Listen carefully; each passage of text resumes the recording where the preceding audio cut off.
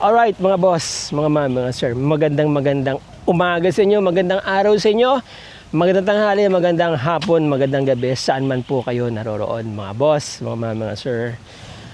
Medyo magandang panahon ngayon, mahangin dito ano. Okay, nandito po ako sa Kabanggan ngayon, Kabanggan Zambales, kung saan ako nakatira. Coastal area po yung Kabanggan, beach na yan mga boss, mga ma'am, mga sir. Ito yung binibentang property. 6,906 square meters mga boss. Mula dito, saan ba yung tinuro sa akin? Okay, mula dito, eto. Mula dito, yan. Papunta dun sa National Highway. So, meron din siyang kalsada dito, ano po. Ito, papunta to sa mga iba-ibang barangay. Marami na ring exit yan papuntang National Highway. Marami din pong resorts dito. And then hanggang dito mga boss. Ito. Yan. Itong puno na malaki na yan, diretsuhin nyo lang papunta dun. Pahaba siya, ano po. Yan. Okay. So may kalsada rin po dito, makikita nyo mamaya sa drone shots, palabas. Alright? Very ideal to, gawing farm resort someday, no? Marami kayong pwedeng magawa dito, mixed use mga boss, mga sir. Kasi yan pong National Highway, ang declared zonal value po dyan from National Highway about 100 meters papunta dito, 2,500 na po. So yung sa likod niyan, mga 1,500 na ang declared zonal value. Ginawa na nilang parang commercial area po yung 100 meters papunta dito eh. So, kung ganoon, na ibig sabihin, pwede nyo na i-reclassify po yan as commercial lot. Ano po, yung part na yon. Kasi nga, yun na po yung kanilang assessment dyan ng, sa zonal valuation po dito ng Assessor's Office ng Kabanggan. Ano po, 2,500 na yan per square meter along National Highway ng Kabanggan. So, piniprepare na po nila yan, yung tabi ng highway as commercial area. Okay, kasi mga boss, hindi na talaga economically feasible or viable yung agricultural lot na mga nasa tabi ng highway eh. Diba? Mas meron siyang economic value kapag na-reclassify siya o na-convert siya into a residential or commercial para mas makapag-generate ng taxes ang ating gobyerno. Diba? So, palisilip po natin kay Chokokoy.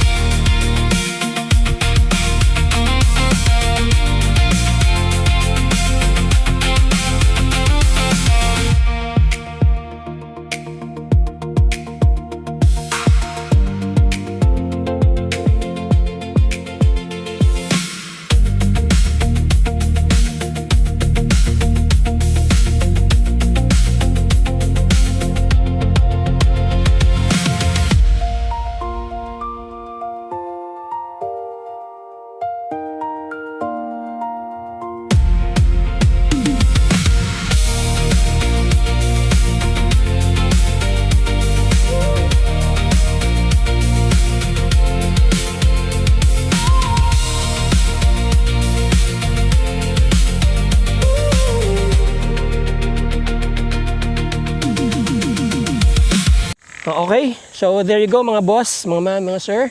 Kita nyo naman, may mountain view, malapit kayo sa beach, walking distance papuntang dagat, ano po. At magaganda mga beaches dyan. Ang Kabanggan po, next in line na yan para talagang sumikat ng husto. Ang San Felipe, putok na eh, dahil sa liwa. Pero itong Kabanggan, still untouched, ano, still, hindi pa ganun karami ang pupunta. And eventually, dumadami na pa yung mga nag-i-invest sa mga resorts business dito. Kaya darating talaga ang panahon, magiging isa na rin sa pinaka tourist spot or hot spot ng mga turista itong Kabanggan. Dahil hindi lang naman po coastal area ang ino-offer ng Kabanggan, meron din po itong mga kailugan mga boss, mga sir. Alright, by the way, nandun yung Kopi Kubo. So may landmark na po dyan mga boss, mga sir. Mga about 20 meters yung kanyang frontage, kaya mahaba po yung property. Tapos may frontage din doon sa National Highway.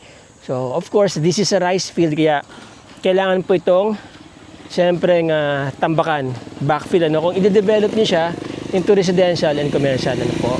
Anyway, kapag ka na-i-develop niyo naman yan at natambakan niyo yan, siyempre doble na ang presyo niyan mga boss, mga sir, di ba? Yung mga naghahanap diyan ng investment, buy and hold mga boss, maganda tong property na to. Or yung mga nakakaisip diyan na maglagay ng commercial area diyan sa National Highway, about 5 minutes lang nandun na kayo sa Central Business District ng Kabanggan. And then papunta ng iba, this is about 20 minutes. Going to Metro Manila, about 4 hours chill drive. And yun, mga boss, mga sir. So yung mga interesado po dyan na makita itong property, mga boss, na po, nandyan ang aking contact details, nandyan ang aking iba pang information sa description po ng video na to, mga boss, mga sir. Tawag lang kayo, PM nyo ako, ititrip ko kayo dito, mga boss, at kayo na po mag-usap na may-ari. By the way, ang presyo is 1,800 per square meter. So about 12,480,000 yata yan. Sabi na lang natin 12.5 million, ano po. And regarding do sa transfer and everything, sabi ko nga kayo na po mag-usap ng may-ari, mga boss, mga sir. Again mga boss, quick presentation. Maraming salamat sa inyo. Maraming salamat sa inyong panonood. Till the next video mga boss, mga sir. Let's be grateful every day. Ciao.